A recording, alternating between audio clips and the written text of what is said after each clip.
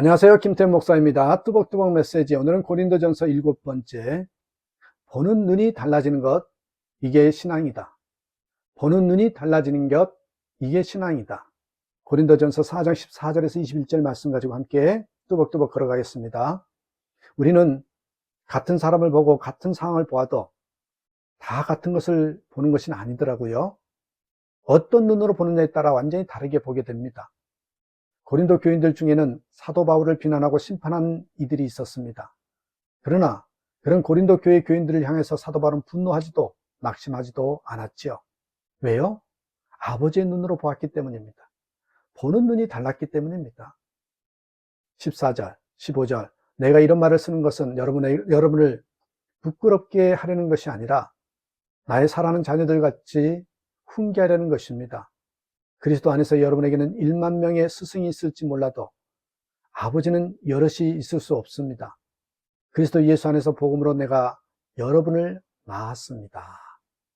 실제로 고린도 교회 교인들은 사도 바울에 의해서 예수 그리스도의 복음을 들었고 구원을 받았지요. 사도 바울에게 고린도 교회 교인들은 영적인 자녀들인 것입니다. 사도 바울이 자신을 고린도 교인들의 아버지라고 말하는 것은 자랑하거나 주장하려는 의도가 아닙니다.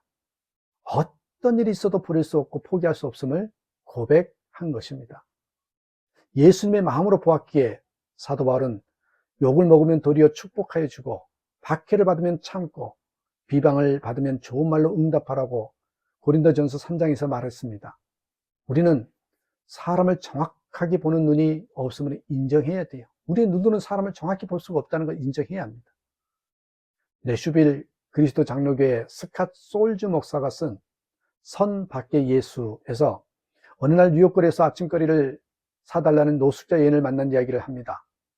베이글 가게 앞에였는데 그 여인은 베이글보다 계란 샐러드를 사달라고 합니다. 목사님은 겉으로는 예 그러지요 하고 웃었지만 속으로는 화가 났습니다. 국어라는 주제에 뭘 요구하는 거야? 베이글과 계란 샐러드는 가격 차이가 컸습니다. 베이글은 57센트였지만 계란 샐러드는 6달러였습니다. 돈이 없는 것은 아니었지만 구걸하면서 비싼 것을 요구하는 것이 못마땅했습니다. 겉으로는 내색하지 않고 원하는 계란 샐러드를 사서 주었더니 아주 미안해하면서 말하더래요. 비싼 것을 사달라고 해서 미안합니다. 제가 치아에 염증이 생겨 베이글같이 굳은 것은 씹지를 못합니다. 그래서 좀 부드러운 것을 먹어야 했기에 요구했습니다. 하는 거예요.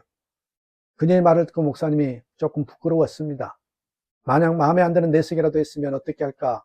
어떻게 할 뻔했을까? 조금 이렇게 생각이 들더래요. 속으로라도 불쾌하게 생각했던 것이 조금은 부끄러웠다라고 그렇게 고백을 합니다.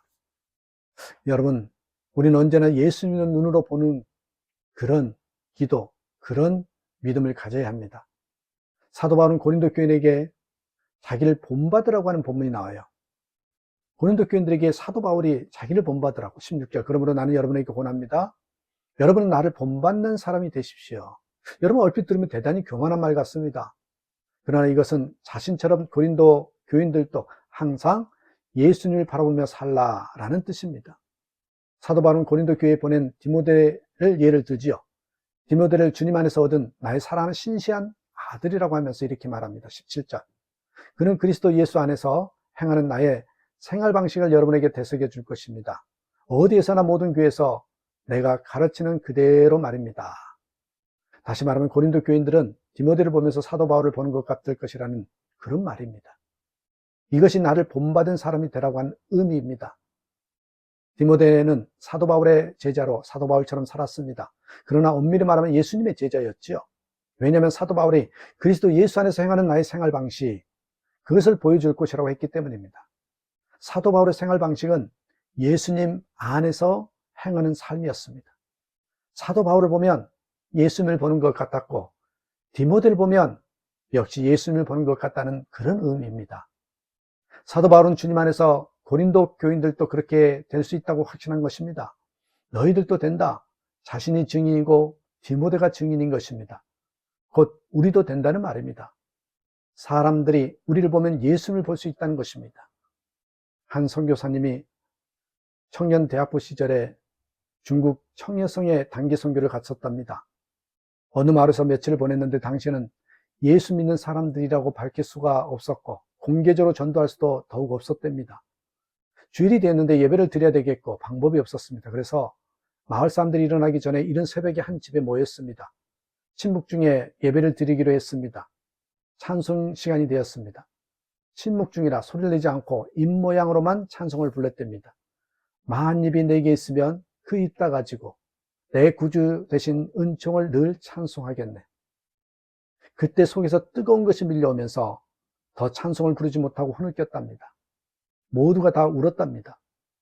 성령의 임재가 그렇게 강했던 적이 없었답니다. 찬송도 부르지 못하는 그 예배 때 진정한 예배가 무엇인지, 주님의 임재가 무엇인지, 예배의 진정한 복이 무엇인지 너무나 뜨겁게 경험하고 그는 선교사로 헌신했답니다. 그때 주님이 임하신 것입니까? 아닙니다. 여러분, 주님이 이미 임했지만 그때 비로소 눈이 뜨인 것입니다. 이 눈이 열리는 저와 여러분 되시기를 주님의 이름으로 축복합니다. 감사합니다.